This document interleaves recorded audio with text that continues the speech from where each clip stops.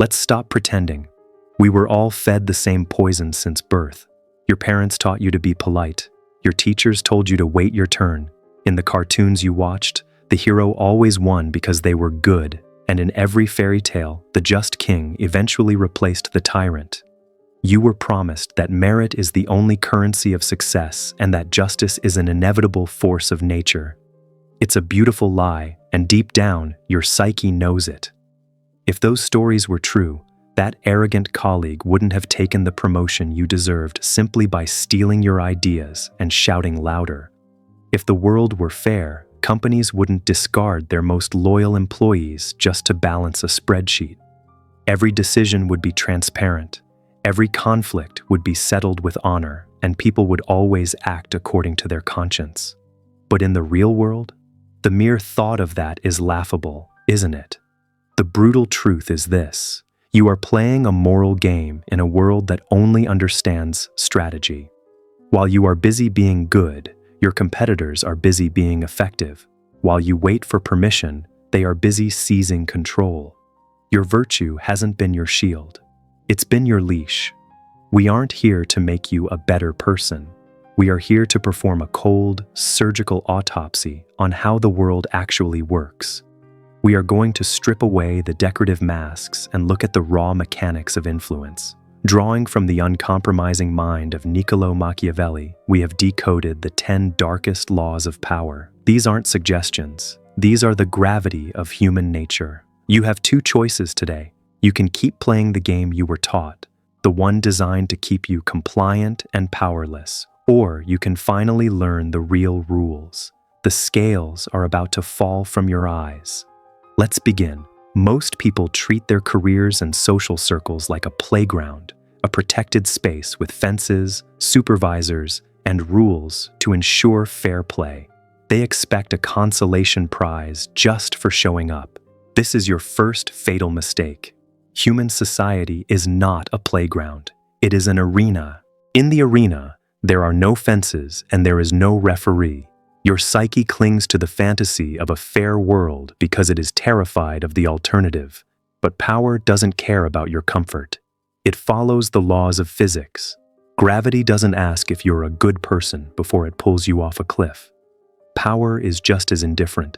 You've felt that invisible resistance. The colleague who undermines you, the friend who masks jealousy as advice. Your playground instinct tells you to be nice to reduce the friction. You think if you are harmless, they will let you pass. Wrong. In the arena, being harmless is a death sentence. To be harmless is to signal that you are not a threat. And if you are not a threat, you are not a priority. You are a resource to be consumed by those who are threats. A lion doesn't negotiate with an antelope. It understands the mechanics of the hunt. It doesn't apologize for its appetite, and neither should you. Every email, every handshake, and every meeting is a micro contest for status and capital. If you aren't calculating your position, someone else is calculating it for you. Your hope for fairness is just a psychological crutch, a wish that the world would do the hard work of judging for you so you don't have to fight. It won't. Stop looking for a referee. No one is coming to blow the whistle. There is only the arena, the players, and the spoils of war. The only question that matters for your survival is this: are you a spectator waiting for a miracle, or are you a gladiator ready to master the win? You've been told that being likable is your greatest asset. You strive to be the dependable, sweet person who never says no. Your psyche calls this a safety strategy. Machiavelli calls it a slow-motion surrender. Welcome to the first law of power, the death of the nice guy. In the architecture of influence, constant kindness isn't a virtue, it's noise. We ignore the background hum of a refrigerator because it's constant and non-threatening. When you are always nice, you become that hum. You become invisible. Understand this: human beings do not grant power to those they like.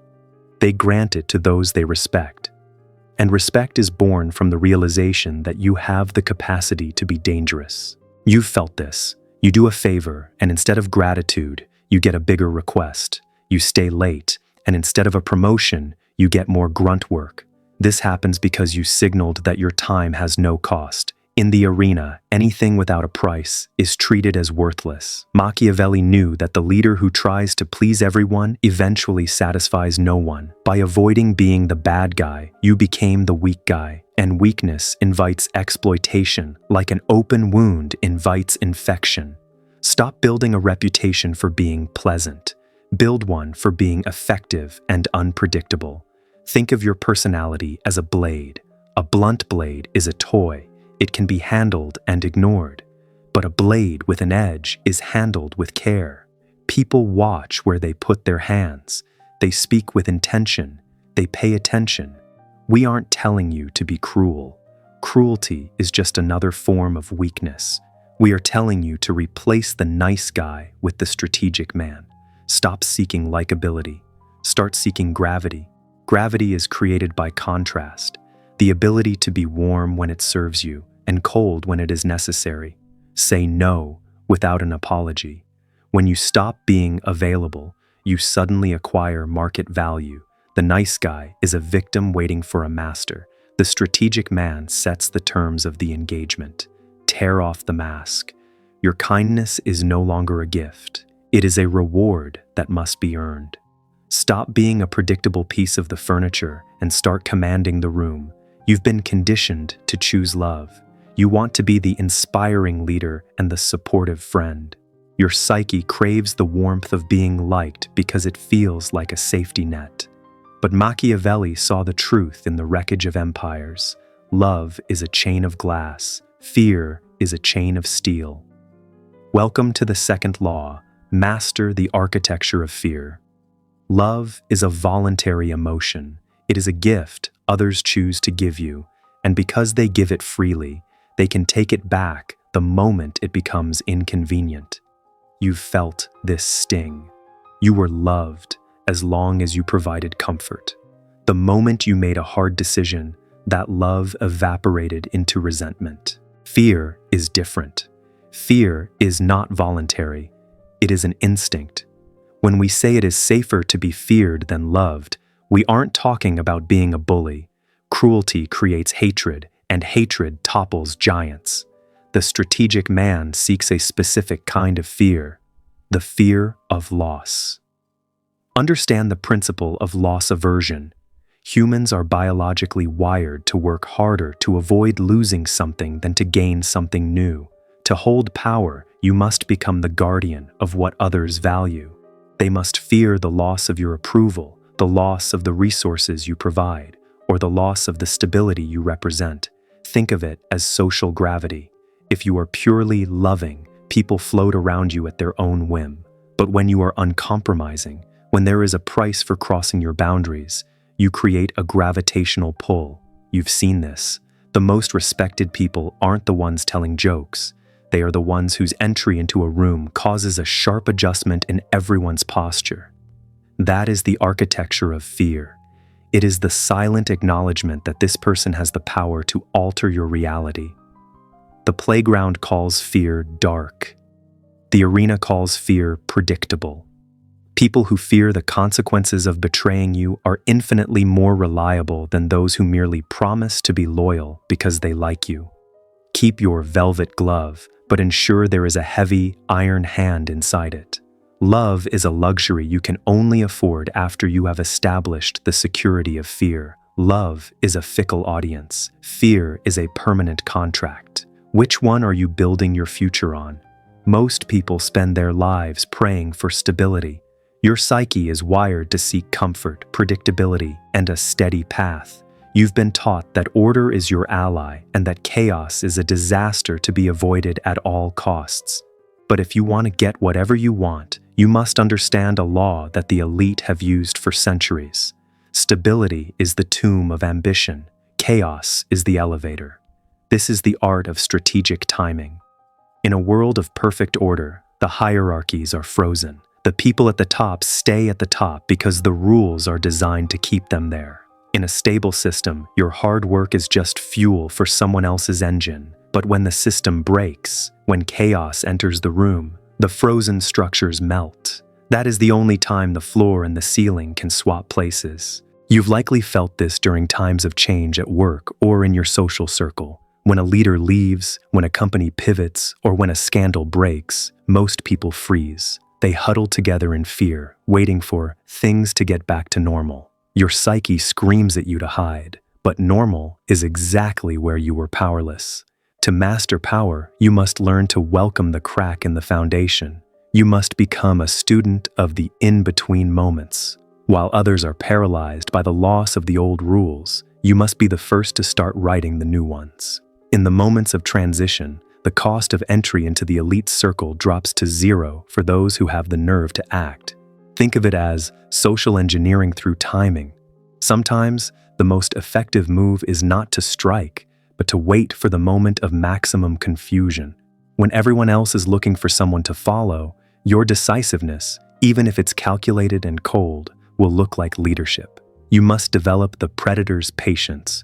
You stay quiet while the status quo is strong, and you strike with surgical precision the moment a crack appears. Whether it's a gap in the market, a lapse in a rival's judgment, or a shift in public sentiment, you don't hesitate. In the arena, the referee doesn't exist, but the clock does. If you act too early, you are a rebel to be crushed. If you act too late, you are a scavenger picking at scraps. But if you act during the chaos, you are the architect of the new order. Chaos isn't a problem to be solved. It's a resource to be exploited. Are you ready to stop fearing the storm and start steering the lightning? We live in a world that's obsessed with the truth. You've been told that the truth will set you free and that facts are the ultimate authority. Your psyche desperately wants to believe that if you are right, the world will eventually acknowledge it. This is a delusion. In the arena, reality is secondary. Perception is the only battlefield that matters. Machiavelli understood that the masses are always taken by appearances. People do not have the time, the intellect, or the desire to investigate the core of your character. They judge based on the shadow you cast, not the person standing in the light. Therefore, he who controls the shadow controls the person. You have likely felt the sting of being right, but losing the argument. You had the facts, the data, and the logic. Yet the promotion went to the person who simply looked more like a leader. You felt cheated, but you weren't cheated by fate. You were defeated by a superior architect of perception. To get whatever you want, you must establish a monopoly on truth. This doesn't mean lying. Lying is a clumsy tool for amateurs. It means managing the narrative so tightly that there is no room for an alternative interpretation. Think of perception as social engineering. If you act with hesitation, people perceive incompetence. If you act with absolute certainty, even when you are guessing, people perceive vision. Your psyche requires certainty from others. It is a biological hunger. When you provide that certainty, you become the sun around which their world orbits. Stop trying to be understood for who you really are. That is a pursuit for poets and children. Instead, curate your image with the coldness of a museum director. The law of visibility. What is not seen does not exist. The law of framing. He who defines the problem owns the solution. The law of contrast. To appear virtuous, you do not need to be a saint. You simply need to be more disciplined than the sinner standing next to you. You've likely noticed that the most influential people are never an open book. They are enigmas. They allow others to project their own hopes and fears onto them. By remaining slightly out of focus, you force people to use their imagination to fill in the gaps, and the human imagination always creates something more formidable than the reality. In the arena, the truth is whatever the winner says it is after the battle is over. Stop fighting for the facts. Start fighting for the narrative. If you don't define who you are and what you stand for, your enemies will do it for you, and they will not be kind. Are you ready to stop being a footnote in other people's stories and start being the author of your own? Every human being is a locked door, and every door has a specific key. Your mistake is trying to push through the door with brute force, hard work, logic, or pleading. The strategic man doesn't push. He finds the latch. This is the law of the vulnerability lever. Machiavelli observed that men are driven by two primary forces, fear and desire. To get whatever you want, you must become a student of the cracks in other people's armor. Most people call this empathy. We call it reconnaissance. You've likely felt a strange power over someone when you realized what they were truly afraid of, whether it's the fear of looking stupid, the fear of being alone, or the fear of losing their status. Your psyche is wired to hide these soft spots, and so is theirs.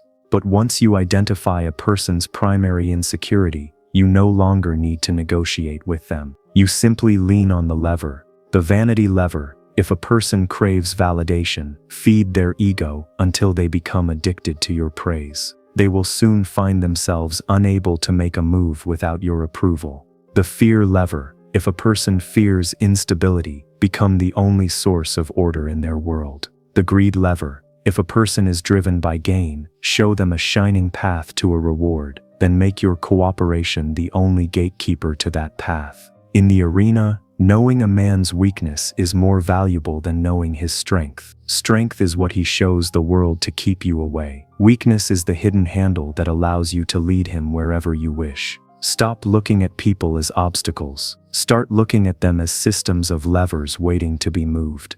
We live in an age of accessibility. You've been told that to be successful, you must be present, responsive, and connected. Your psyche craves the hit of dopamine that comes from being needed at every moment. You answer every text, attend every meeting, and make yourself available to everyone who asks. By doing this, you are committing strategic suicide. Welcome to the law of the power of absence. In the arena, value is a function of scarcity. Think about the air you breathe. It is the most vital resource for your survival, yet you give it zero thought because it is everywhere. Now think about gold. It is practically useless for daily survival, yet men die for it because it is rare. When you make yourself too available, you become like the air, vital perhaps, but completely ignored.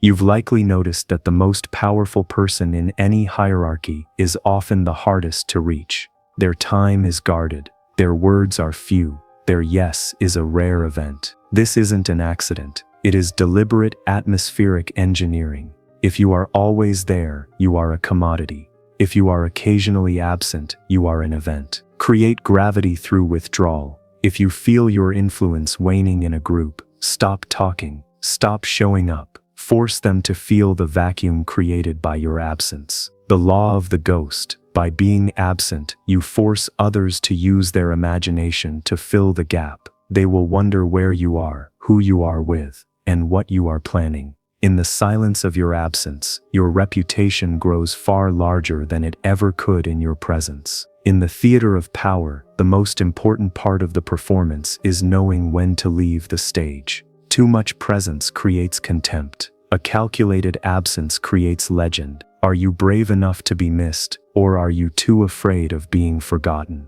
In the pursuit of power, your reputation is your most fragile asset. To keep it pristine, you must master the art of the strategic buffer. Machiavelli observed that successful rulers rarely get their own hands dirty. When a harsh but necessary action must be taken, they find a subordinate who can execute the dirty work and then be sacrificed to satisfy the public's need for justice. You have likely felt the weight of taking the fall for a project that went sideways, or perhaps you've seen a leader take the credit for your sleepless nights. Your psyche tells you this is unfair, but in the arena, fairness is a distraction. The law is simple: distance yourself from failure. Marry yourself to success. The scapegoat strategy. Never be the face of a mistake. If a decision is risky, ensure the execution is handled by someone else. If it fails, they are the incompetent agent.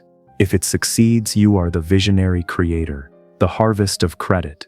When a team succeeds, the world doesn't look at the workers, it looks at the figurehead. You must position yourself as the indispensable catalyst. Learn to say we in failure and I in victory, but do it with such quiet confidence that it feels like a statement of fact. By delegating the dark tasks, you remain the symbol of hope and progress. You become the king who is misled by bad advisors rather than the tyrant who makes bad choices. Keep your hands clean, but keep your eyes on the spoils. We now enter the psychological duality of the predator. To get whatever you want, you cannot be a one-dimensional player. You must become a hybrid of two natures, the lion and the fox. Most people are too timid to be lions and too honest to be foxes. They wait for clarity or unanimous approval before they act. Your psyche craves the safety of the herd. But while the herd is waiting for a sign, the lion is already at the throat of the opportunity. The nature of the lion. This is raw, uncompromising force. The lion scares away the wolves. In your life, this is the moment you stop negotiating and start demanding. It is the decisive no or the bold aggressive move that shocks your competition into submission. The nature of the fox. The lion is strong, but he is easily trapped. The fox, however, recognizes the snares. This is your cunning, the ability to move through shadows, to use misdirection, and to understand the traps your enemies have set. Machiavelli's core lesson is that a leader who is only a lion will be outsmarted. A leader who is only a fox will be overpowered. To dominate the arena, you must know which skin to wear at any given second. You've likely felt the paralysis of moral hesitation.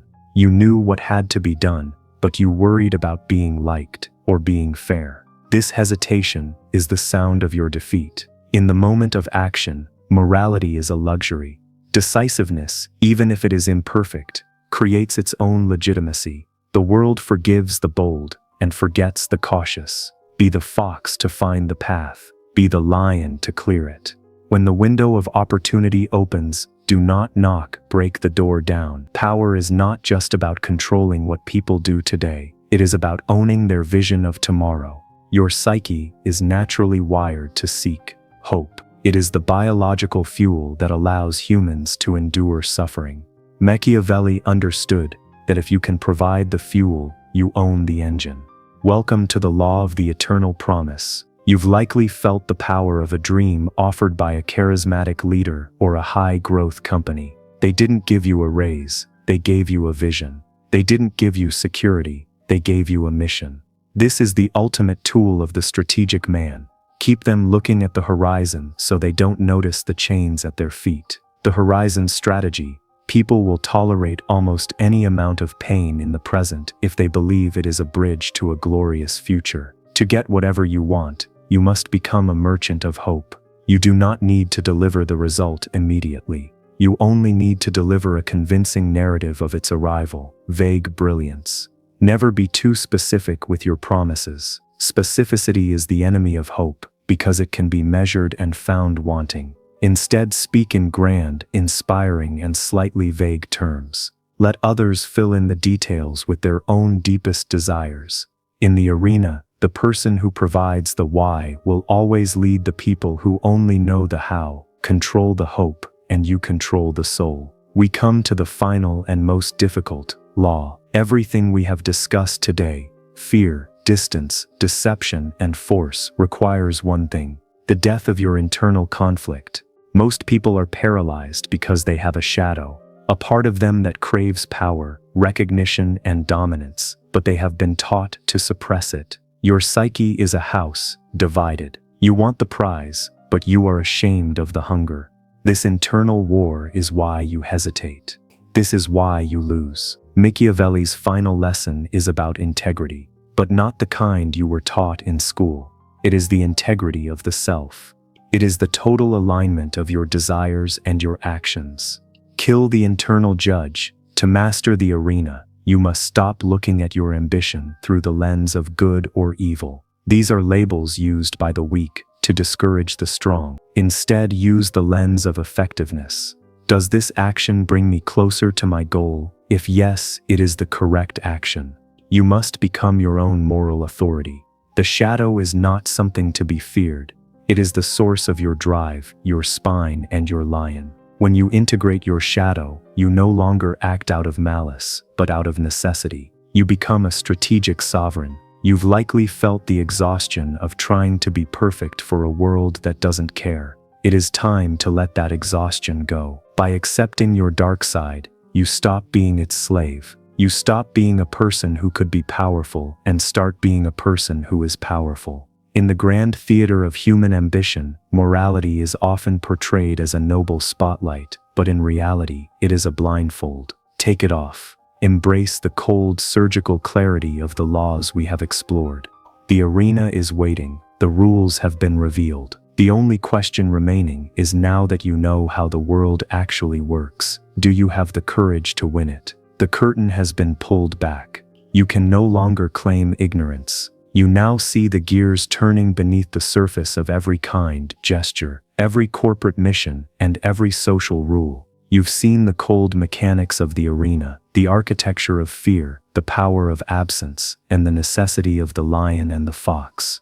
Most people will finish this video and immediately try to forget it. Their psyche will scramble to rebuild the playground fantasy because the truth of the arena is too heavy to carry. They will go back to being nice, back to waiting for permission, and back to wondering why they are always left with the scraps of other people's ambitions. But you aren't most people. You are still here. The question is no longer whether these laws are right.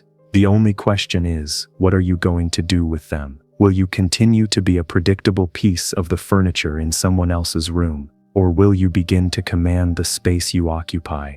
You have two paths, but the world doesn't wait for you to find your courage. While you hesitate, others are already leaning on the levers of influence. They are mastering perception. They are integrating their shadows. They are winning.